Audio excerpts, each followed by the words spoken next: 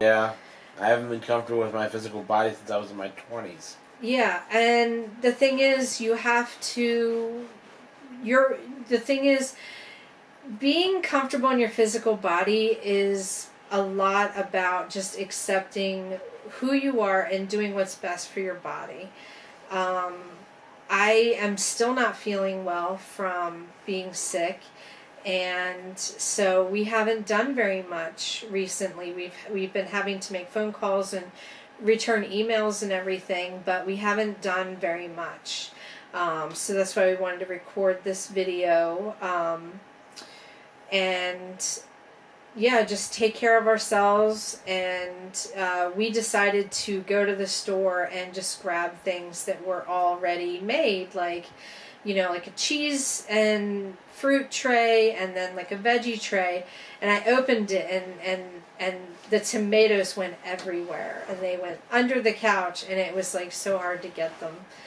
And sometimes life is like that. Sometimes life is like a dirty tomato, and you have to go hunt for it. And Then all that just to throw it away. all that just, to throw it away. And you are doing this to save time, and you don't have energy. And, you do the best you can in life. And that's all that we're trying to do. Yeah. I mean, I've been working on this story most of my life, and I feel like, it's got to lead to something. It can't just be for nothing, Mm-hmm. Maybe we don't make it as big as all that, but maybe we do. I don't know. Yeah. I just want to keep trying and try to figure out a way to turn it into something that people will know. They'll know who Darian Kane is. They'll know who Nightmare is. They'll know who, who all the different characters are. Max Knight, Chad Ender, Cynthia Trask, Denise Winters, Kristen Kane. Mm-hmm. All those characters. They're important to me, and I just want to get them out there. I want people to know the characters. Eugene and Andre are based on my parents, but kind of an idealized version of them. Mm-hmm. Ones that where my dad never went all weird Christian, and where my mom, was where my mom and dad were together instead of breaking apart. I mean, it's But hard. Andrea still doesn't cook. No, Andrea does not cook. She can make a Yeah. salad and she can make a steak, and that's pretty much it. Yeah, and she can make a drink. She likes to microwave chicken. Yeah. It's gross. But anyway, no. But I mean, these are characters based on people that I've loved my entire life, or a lot of my life. And even the people who aren't with us anymore, who these characters are, somewhat based on. We still love you all. Mm-hmm. We have to move on with our lives. Yeah, so basically this weekend we'll be working on, doing some more experiments, and we wanted to update you on the one movie that we didn't discuss. Oh yeah, The Fabelmans. The Fabelmans. I forgot about that movie. That was phenomenal. I give that a 10. Yes, so that was on Paramount Plus. Yeah. And it's based on Steven Spielberg. And what I really liked about it is it just really felt like a good picture of the time period that it took place in. And you could really feel like you could connect with the characters, what they were experiencing in that age. But something else that has that very similar feel is this TV show that we just started watching today. Yeah, that's it. I know this came out like a long time ago. Yeah. We never got into it. I don't know why we never tried to watch it. But Freaks and Geeks, my sister told me about it. We're on the 3rd episode now, and we're just really enjoying it. It's got a lot of famous people in it. It's got Seth Rogen, Yep. James Franco, Linda Cardellini. I mean, just a lot of really, really famous You people. gotta just look at the cast. Jason Segel. Mm-hmm.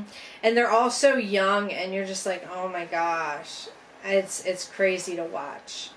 But it really, you can, if you're our age, you can really relate to what was going on at this time, and it gives you that little warm hug feeling, which we really need right now because of being sick. When I did get my infusion this week, my nurses were saying it could have been COVID, even though we never test positive for COVID. She was saying that it's going around again, that gastrointestinal distress is definitely, what a lot of people are experiencing. So, unfortunately, that's what we've been going through. Yeah, I just, these movies and shows we're watching right now, also, of course, we're watching Parks and Rec because, this is kind of a dark time for us, and we're just trying to feel better about everything. I mean, after what happened with the Ceylon house and everything, that just really sucked, so we needed something to cheer us up. Yeah, after missing the legalization date launch, we just needed to get back on track. And we're doing our best to do that, and Carter's now giving me a bath. Yeah, we're watching Parks and Rec, and I was thinking about how we used to live in our own pit. We used to live in an apartment that we named the Pit. This was a second floor apartment in Westminster, downtown. It was in Main Street. It was my first apartment with a roommate. And it was an interesting experience. I'll say that. It was a very interesting experience. There ended up being like 13 people 12 living. people. There was 12 people. Yeah, 12 people living there. And a dog. And a dog that was peeing all over the floor. Muncie or something. Muttley. What a name for a dog that would pee everywhere. I mean, it's like the Muttley, perfect name for an annoying dog. Well, I mean, it was either Muttley peeing or Squeaker peeing, and I wasn't sure which.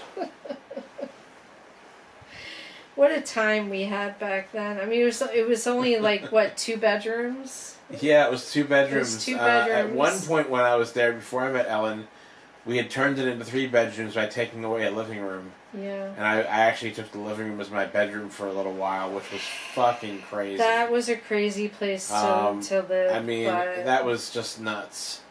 But yeah, it was a crazy place. My first apartment, the landlord was very Christian, and I'm sure he really didn't like it when Ellen moved in, because I told him I didn't care what he thought because I was renting an apartment from him and it wasn't his fucking business, but, it's whatever. He was a friend of my dad's, Remember on Sundays, the neighbor below would, like, play this, like, tuba, or is it above?